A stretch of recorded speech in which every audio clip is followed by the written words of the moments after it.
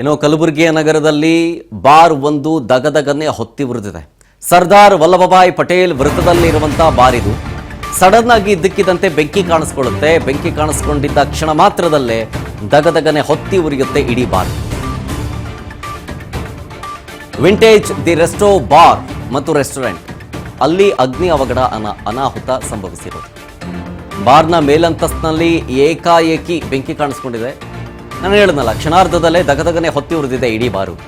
ಕಟ್ಟಡದ ಮೇಲ್ಭಾಗ ಅಗ್ನಿಶಾಮಕ ದಳ ಸಿಬ್ಬಂದಿಯಿಂದ ಬೆಂಕಿಯನ್ನ ನಂದಿಸುವಂತಹ ಕೆಲಸಗಳಾಗ್ತಾ ಇದೆ.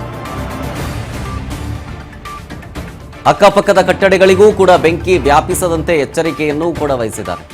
ವಿದ್ಯುತ್ ಶಾರ್ಟ್ ಸರ್ಕ್ಯೂಟ್ನಿಂದ ಈ ಬೆಂಕಿ ಅವಘಡ ಸಂಭವಿಸಿದೆ ಅನ್ನುವಂಥ ಶಂಕೆ ಮೇಲ್ನೋಟಕ್ಕೆ.